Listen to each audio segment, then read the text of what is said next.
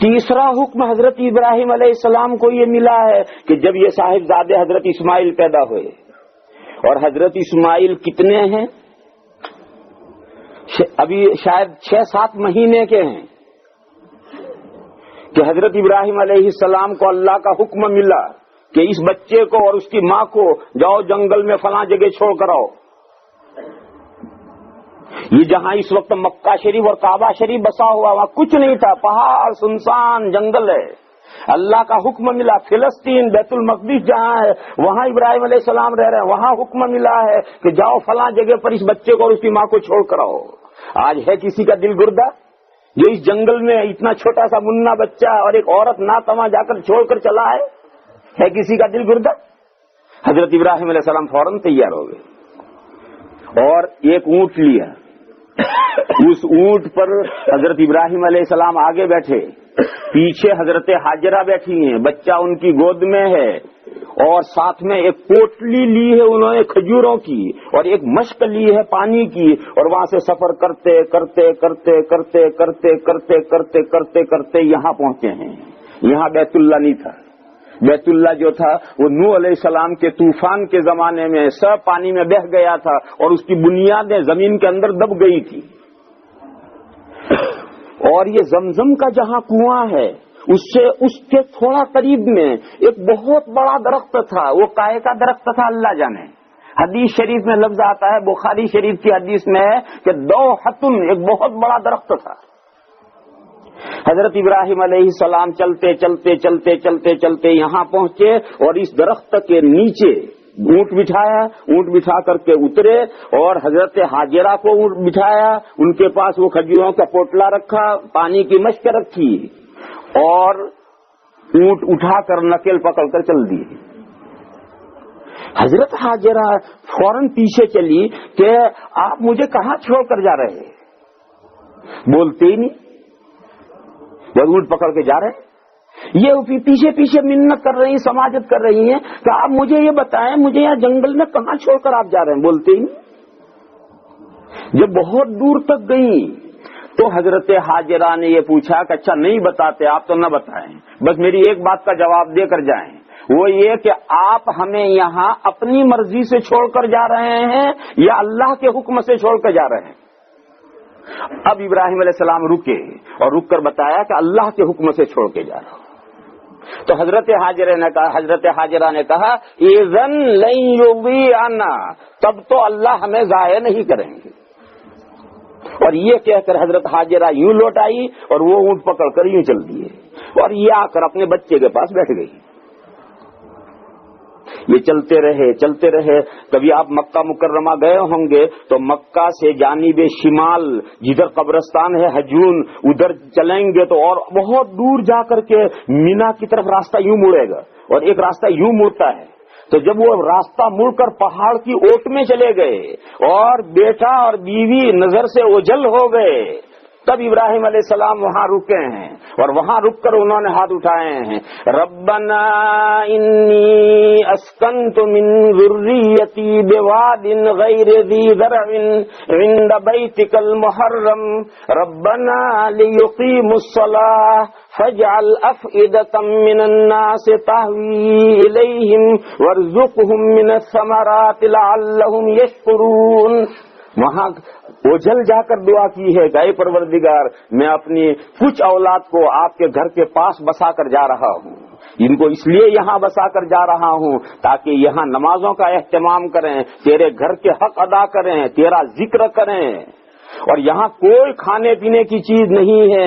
اے میرے مولا کچھ بندوں کے دل مائل کر دیجئے ان بچوں کی طرف، اس بچے کی طرف اور اس کی ماں کی طرف جو یہاں بیٹھے ہیں، کچھ بندوں کے دل مائل کر دیجئے اور ان کو پھلوں میں سے روزی عطا فرمائیے. یہ دعا کی، ہاتھ پھیر دیا اور فلسطین چلے گئے. ادھر کیا ہوا؟ یہ تو ادھر گئے، ادھر ایک دن گزرا، 2 دن گزرے، 3 دن گزرے، 4 دن گزرے. ایک وقت آیا کہ وہ کھجوریں تو ختم نہیں ہوئی، لیکن وہ جو پانی مشکہ میں پانی تھا وہ پانی ختم، فنش ہو گیا. کھجوریں تو ابھی تھی لیکن وہ پانی تو ختم ہو گیا. کھجوریں تو حضرت حاجرہ کو کھانی ہے اور یہ پانی تو ماں بیٹے دونوں کو پینا ہے، یہ دونوں کو پینا، وہ پانی تو فنش ہو گیا اور کھجوریں تو ابھی ہیں. اب پریشانی کھڑی ہو گئی اس لیے کہ کھجوریں اگر نہ بھی رہیں تو ابھی بہرحال پانی پیے، لیکن اب تو کھجوریں کھائے گا تو اور پیاس لگے گی۔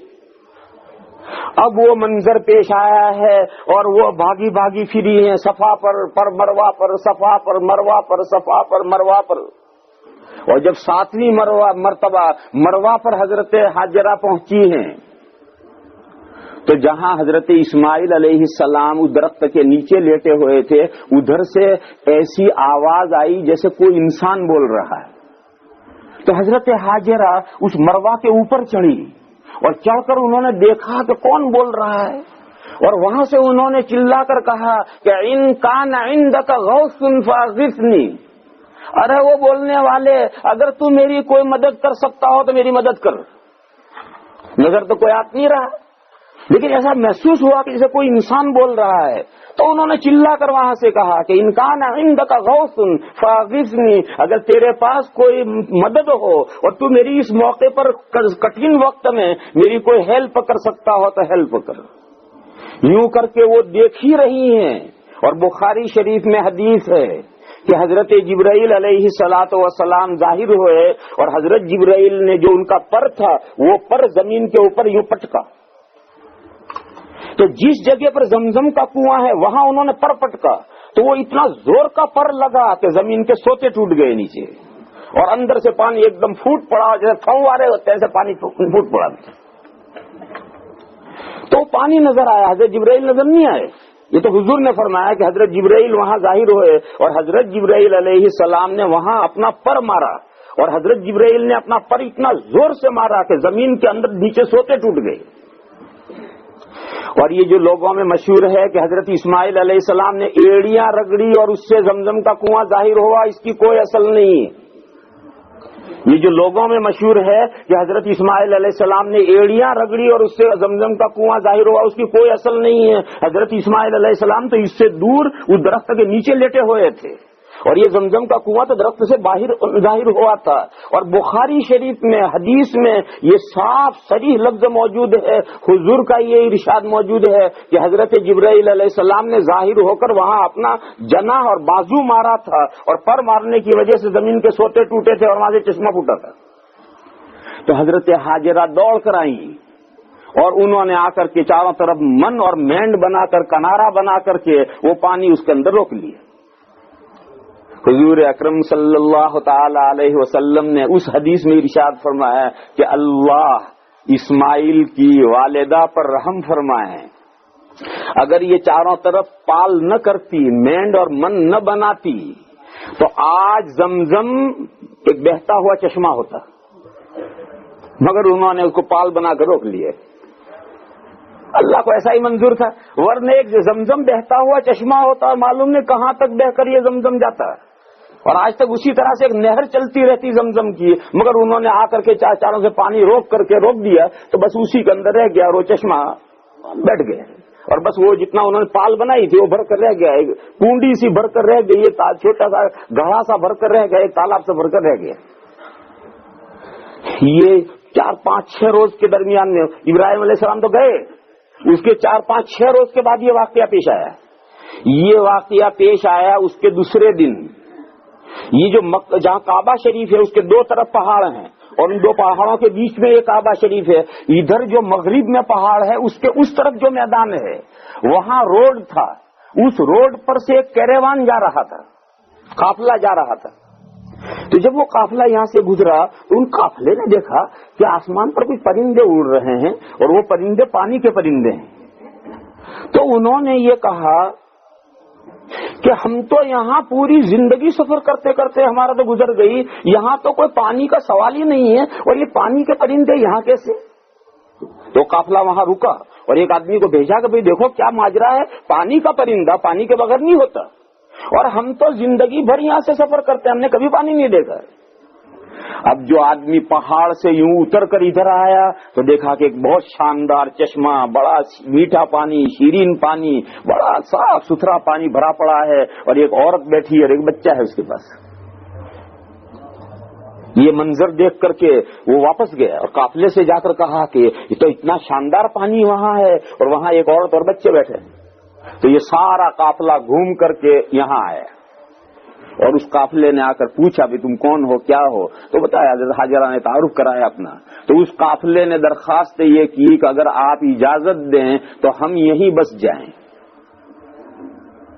تو حضرت حاجرہ نے اجازت دی، کیونکہ تو جنگل میں اکیلی بیٹھی تھی، انہیں تو ضرورت تھی کہ یہاں کچھ لوگوں کی آبادی ہو تو دل بہلے. تو انہوں نے اجازت دی اس شرط پر کہ زمزم کے کنویں میں تمہارا کوئی حق نہیں ہوگا. بس یہ شرط ہے، پانی خوب فائدہ اٹھاؤ، باقی یہ کہ تم اس کی ملکیت مالک بن جاؤ نہیں، اس کنویں میں تمہارا کوئی حق نہیں ہوگا. اس شرط کے ساتھ بسنا ہو تو بس جاؤ. وہ قافلہ وہیں بس گیا. دیکھو وہ دعا کر کے گئے تھے کہ یا اللہ کچھ لوگوں کے دلوں کو ان کی طرف مائل کر دیجئے. 5 دن ہوتے ہوتے یہاں گاؤں بس گئے. 5 دن گزرتے گزرتے یہاں گاؤں بس گئے.